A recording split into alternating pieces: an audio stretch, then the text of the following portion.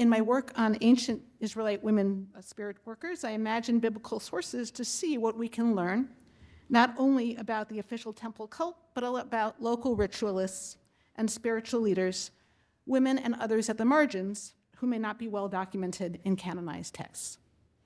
So for those of you just tuning in, we do sometimes hear in the Bible about, and in extra-biblical excavated texts, about women we might call priestesses. In the Bible, sometimes called holy women, kedeshot, ministering women, sovot, or prophetesses, neviot, who are helping to facilitate the community's ritual and spiritual life. And one of the prominent places where we see women ritual officiants is in the Vineyard, where vineyard dedication ceremonies and annual fertility rituals seem to add a psychedelic component to ancient Israelite life. So what are these women in the vineyard doing? Dancing and drumming, possibly also drinking. Dance, drum, and wine are all ways of shifting consciousness, and not at all out of place in a conference on psychedelics. And all three of them occur in this set of vineyard rituals. So before we get there, let me first say something about the drum. The scholar Lane Redmond of blessed memory has noted that the drum is a consciousness-changing tool because its rhythm echoes the heartbeat. Drumming is able to drop people into a theta state the way that dreaming or meditation does. And she writes, one of the most powerful aspects of drumming, and the reason people have done it since the beginning of being human, is that it changes people's consciousness. Through rhythmic repetition of ritual sounds, the body, the brain, and the nervous system are energized and transformed.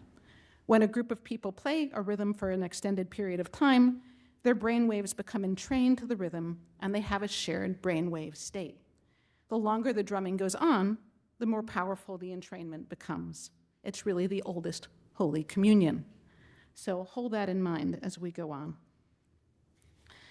Drums are a tool of Israelite women doing what we might call priestess work, such as Miriam at the shores of the Sea of Reeds.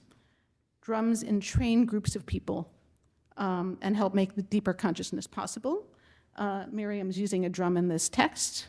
And Miriam the prophetess, Aaron's sister, took the timbrel in her hand, and so forth. She's really being depicted as a priestess here, the sister of Aaron. Aaron is the high priest. And even though she here is called a neviah, she's being associated with the priesthood through her family connections. And as a priestess, she has a drum, and she's leading dance and song. You can see a little more of how drums and priestesses go together through these ancient statues of Israelite women with drums. These statues are exactly from the biblical location and period, 700 to 1000 BCE. Scholars, including anthropologist Sarit Paz, believes these statues depict Israelite priestesses. And we have a number of them from different sites. This is a verse in Psalms where we also hear about these women drummers as part of temple processions. They're called alamot tofifot, drumming maidens, and likely also priestesses or quasi-priestesses.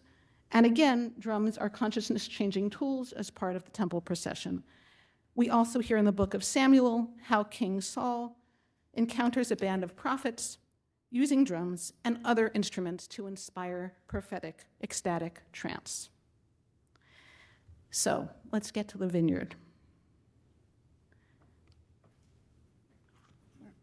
Yeah, that's all. Okay. So in the book of Judges, we hear of an annual festival that does not appear in the Levitical calendar.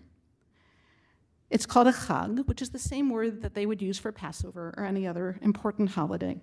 And it's being held in the cultic center of Shiloh. The young women of Shiloh go to the vineyards to dance. In this particular pretty awful story, they are immediately kidnapped for marriage into another tribe.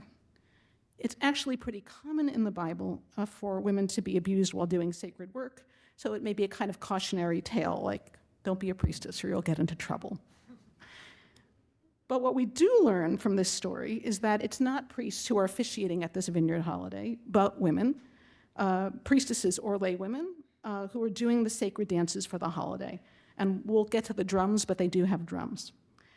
They seem to be young unmarried women, and the reason that we know that they have drums is that in Jeremiah 31, we hear the prophet promising redemption, sort of promising happy times again, by telling the people that they will return to women dancing in vineyards. And they say, "Maiden Israel, again you shall take up drums and go forth to the rhythm of the dancers, and again you shall plant vineyards." So we have this as the quintessential symbol of the people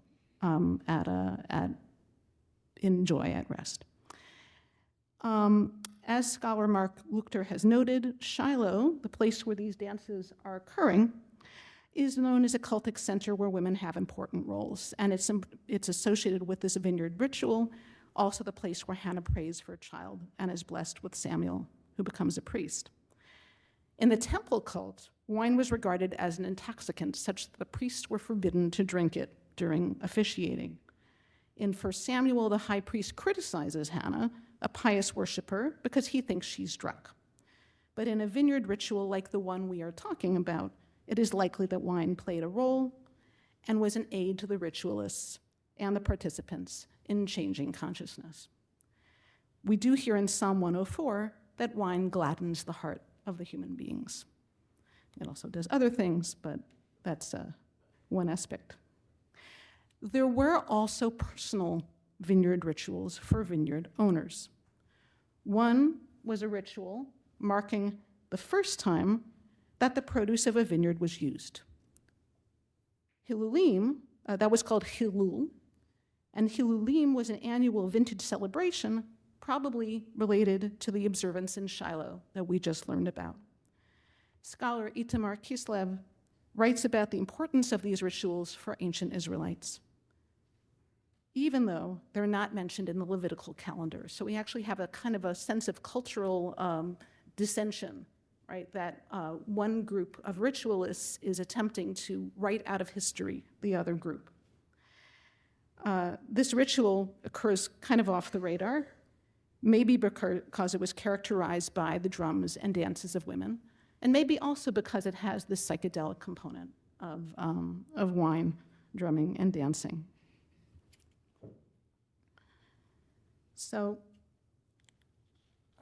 So actually you can see here in Isaiah, when Lament says there's no more dancing in the vineyards. So we actually see this ritual referred to in multiple places. And we should note from this quote in Judges that a Hilulim does involve drinking. They weren't just celebrating the leaves, they were also partaking of the wine. And we see other biblical references as well. So it seems clear that the vineyard rituals, unlike many Levitical type rituals, emphasize changing consciousness, using the drum, the wine, and the dance, and that drumming women were the officiants, official or unofficial, of these rituals. While we don't have a record of the trances such officiants and their participants might have undergone, it does seem likely that there was a mind-altering component to such rituals, and that this may even be the reason why the Vineyard Festival does not appear in the more sober liturgical calendars of the Torah. I'll note that one of the titles that we sometimes see groups of women doing sacred service called is the tzovot, the ministering women. This root means to serve in a group. So we may not just be seeing lay people leading this ritual, but women who are understood to be in the priestly class in some way. I should mention that this ritual actually retained, the historical consciousness of the Jewish people retained it, and it is written about in the Talmud.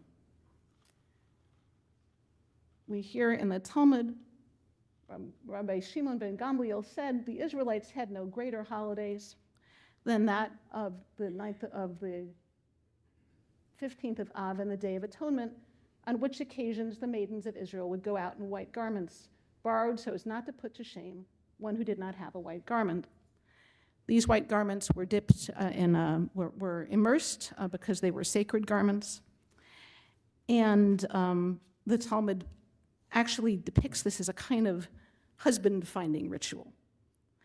and says that the dancing was in order to attract a spouse, and that this was the primary purpose of the vineyard ritual.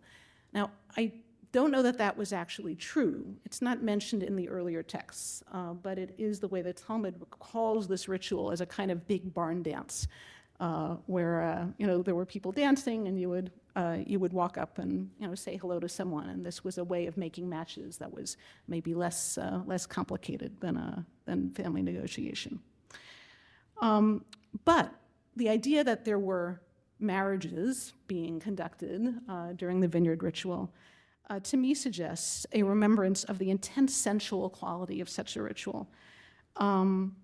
And I believe that we're seeing, perhaps in these brief descriptions of vineyard ritual, a consciousness-changing ceremony involving drum, wine, dance, and connection to the natural world, one that was meant to gladden the hearts of human beings.